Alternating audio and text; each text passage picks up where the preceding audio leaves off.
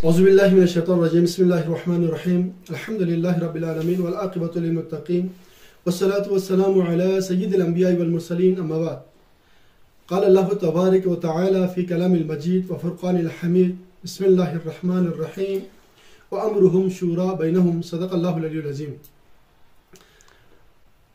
محترم سامعین و ناظرین، السلام علیکم ورحمۃ اللہ وبرکاتہ.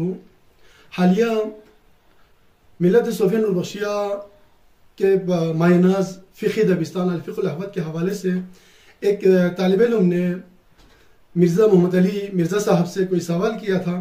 اس حوالے سے قائد ملت صوفیہ نوربخشیہ ولی مرشد مولانا رستم علی انجم صاحب نے کل بروز جمعہ خانقاہ معلیٰ صوفیہ نوربخشیہ اسلام آباد میں خوبصورت انداز میں مدلل جواب دیا تھا. تو آپ کے حکم پر بند حقیر کچھ چیزیں آپ تک پہنچانے کی کوشش کرتا ہوں تاکہ ان حقائق تک ہمارے ہر فرد نوربخشی کو، صوفیہ نوربخشی کو ادراک ہو سکے. پہلی چیز، موضوع کی طرف بڑھنے سے پہلے میں آپ کو ایک واقعہ سنا دوں. ایک جنگل میں ایک طوطا اور طوطی موجود تھے. کسی شاخ پر اچانک وہاں پہ ایک شکاری نمودار ہوا. طوطی نے طوطے سے کہا کہ چلو جلدی سے ہم اڑ جاتے ہیں، یہاں سے کوئی شکاری آ رہا ہے. طوطے نے کہا کہ یہ شکاری نہیں ہو سکتا، اس کا روپ، اس کا شکل شکاریوں والا نہیں ہے، بلکہ اس کے پاس چوغا ہے، اس کے پاس دستار ہے اور اچھا خاصا عالم دین دیکھتا ہے، تو ہمیں اڑنے کی ضرورت نہیں ہے. جیسے قریب پہنچا، اس شکاری نے تیر نکالا اور تیر چلائی. طوطا وہیں پہ ہی موقع پہ مر گیا.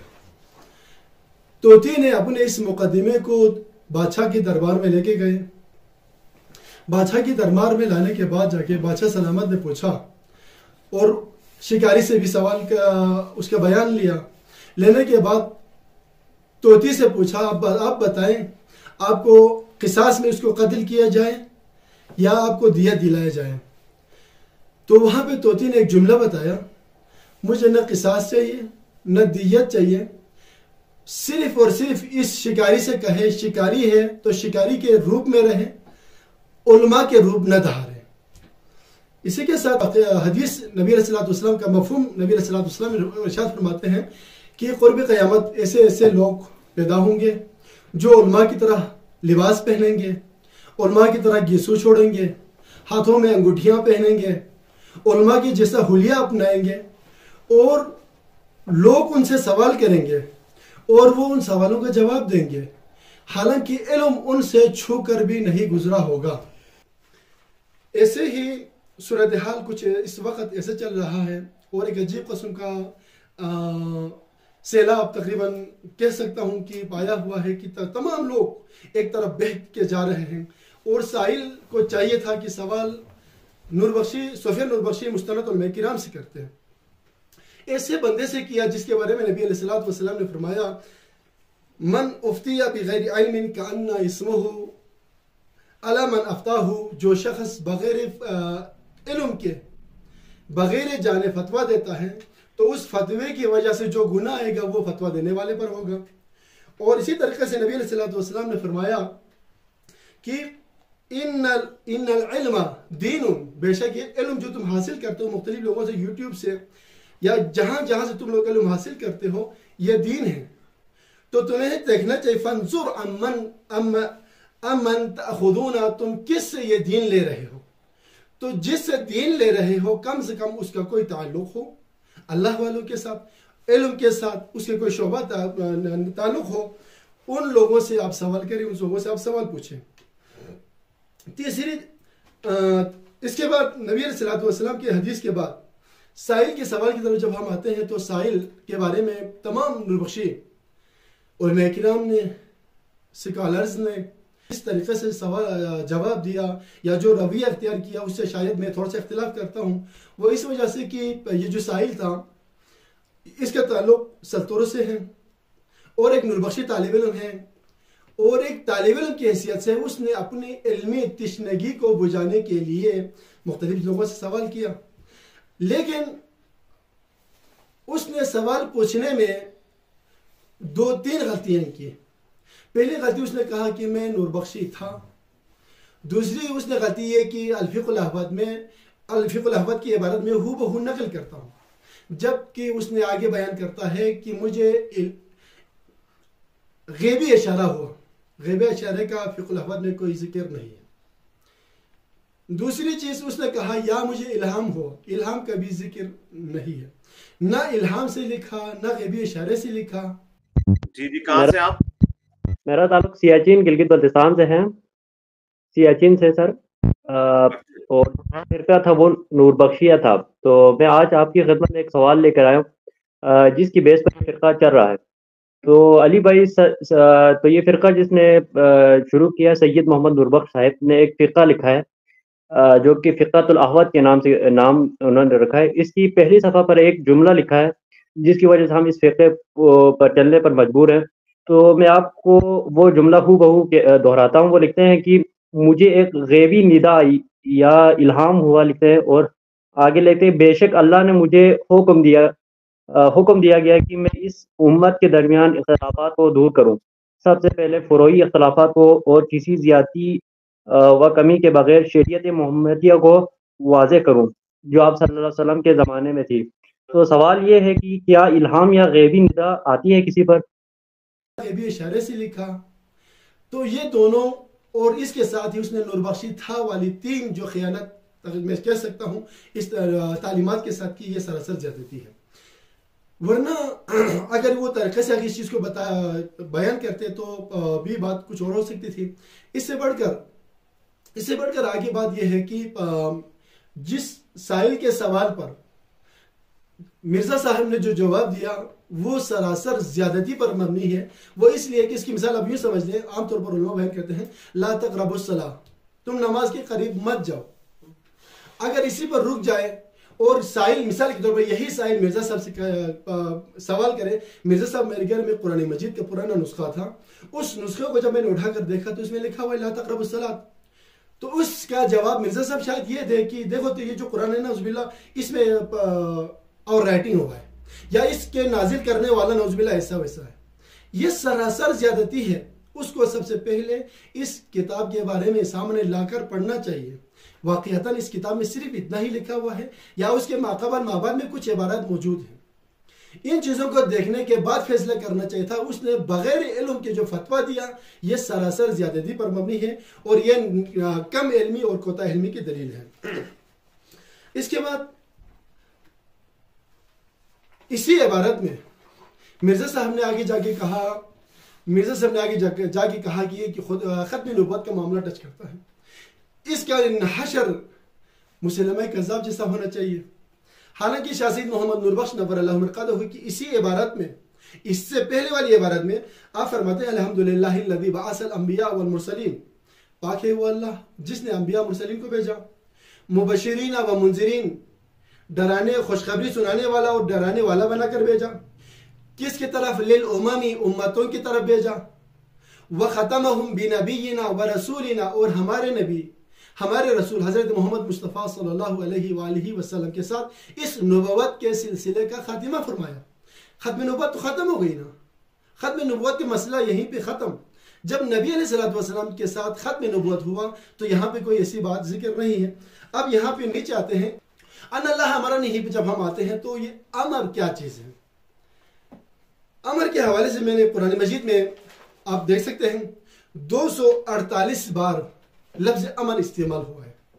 لفظ امر دو معنوں میں استعمال ہوا ہے۔ ایک امر کا معنی حکم، اور اس کا جو جمع آتا ہے وہ اوامر آتا ہے، اور دوسرا جو امر ہے اس کا جمع آتا ہے امور، کام۔ تو قرآن مجید میں 248 دفعہ جو امر کا لفظ آیا ہے ان دو معنوں میں موجود ہے۔ اب ہمیں یہ دیکھنا ہے کہ اگر مرزا صاحب اصول فقہ پڑھا ہوتا، اصول فقہ سے کچھ واقفیت ہوتے ہیں تو شاید وہ اس بات کو ادراک بھی کرتے، سمجھ بھی جاتے۔ انفارچونیٹلی وہ ایسا نہیں ہے۔ امر ہے کیا چیز؟ اصول فقہ کی اصطلاح میں الامر هو قول القائل لغیرہ علی سبیل الاستعلاء افعل، کوئی بندہ کسی کو اپنے آپ کو بڑا سمجھ کر حکم کرے کہ یہ کام کرو، کر رہا حکم ہے، یہ امر ہے۔ اب اس امر میں قرآن مجید آپ پورا قرآن مجید آپ اٹھا کر پڑھ لیں تو قرآن مجید میں جتنے بھی حکم کیے ہیں وہ کرنے والا ہے اللہ امیر ہے، اللہ رب العزت امیر ہے۔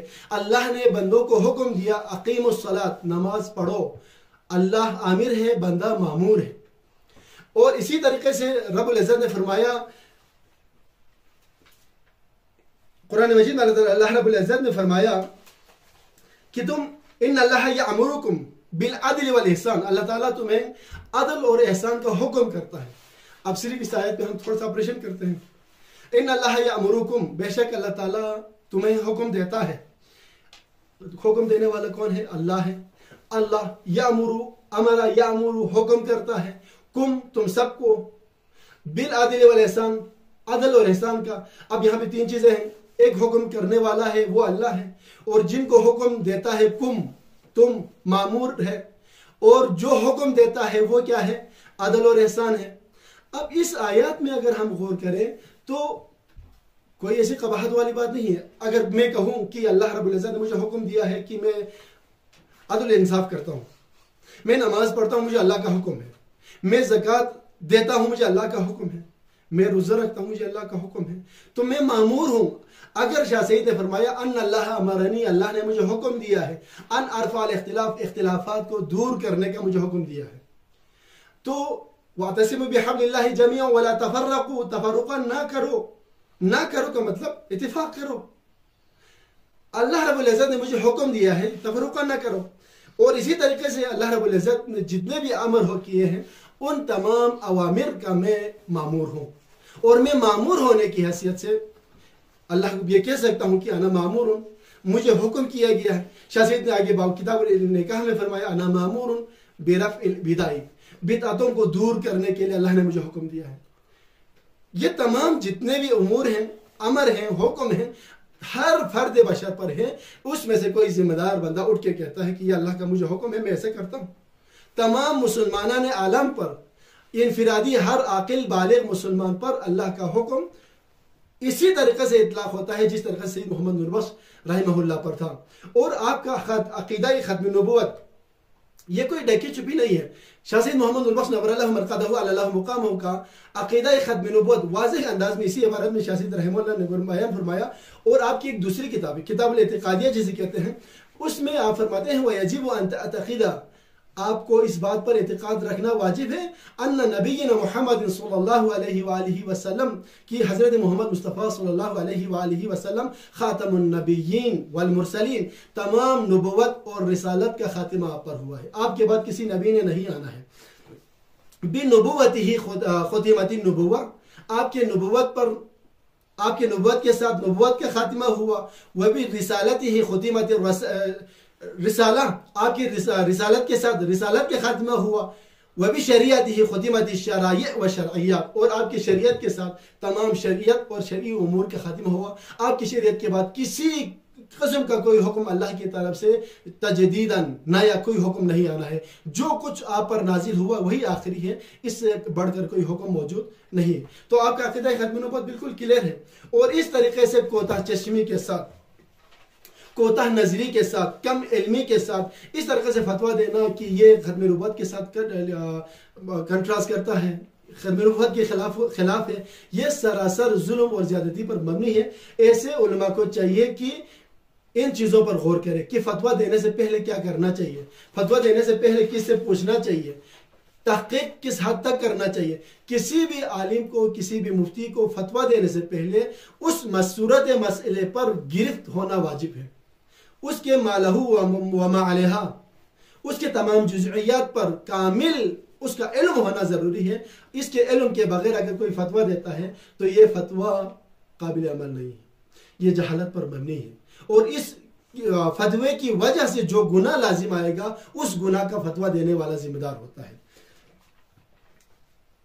اور شاہ سید علیہ الرحمٰن نے ایسا کیوں فرمایا؟ ان اللہ امرنی کیوں فرمایا؟ نبی علیہ السلام نے فرمایا العلماء ورثۃ الانبیاء، علماء انبیاء کے وارث ہیں، اور جو حکم نبیوں کو ہوتا ہے وارث، نبی کے وارثین کو بھی ہوتا ہے۔ اور جس طریقے سے رسول اللہ کے حکم، ہر حکم کو امت تک پہنچاتا ہے، اسی طریقے سے ہر عالم کی ذمہ داری یہ ہے کہ وہ अहकाम इलाही को बंदों तक पहुंचाएं, लोगों तक पहुंचाएं और लोगों को अल्लाह से मिलाने की कोशिश करें। तो आखिर में मैं ये दुआ करता हूँ अल्लाह ताला हम सबको इन मसाइल को समझकर अमल करने की तौफीक अता फरमाए। और इसके अलावा मैं एक दरख्वास्त एक और करता हूँ कि जितने भी हमारे दोस्त अहबाब शहरों में मुख्तलिफ कॉलेज में, हॉस्टल्स में आगे पीछे रहते हैं, नूरबख्शी फ़िक़्ह अल-फ़िक़्ह अहमद के हवाले से आपको किसी किस्म के किसी मसले पर कोई डाउट हो, आपको तरद्दुद हो, आपको शक हो, आपको समझ ना आता हो, तो मैं 24 घंटा अवेलेबल होता हूँ। आप दरख्वास्त कर सकते हैं, मैसेज भेज सकते हैं, पैगाम भेज सकते हैं और इंशाअल्लाह अज़ीज़ फ़िक़्ह अहमद के हवाले से जितने भी आपके सवाल थे उनका बिल तशफ़ी जवाब देने की मैं भरपूर कोशिश करता हूँ। अल्लाह ताला हम सबका हामी व नासिर हो। अस्सलामु अलैकुम व रहमतुल्लाहि।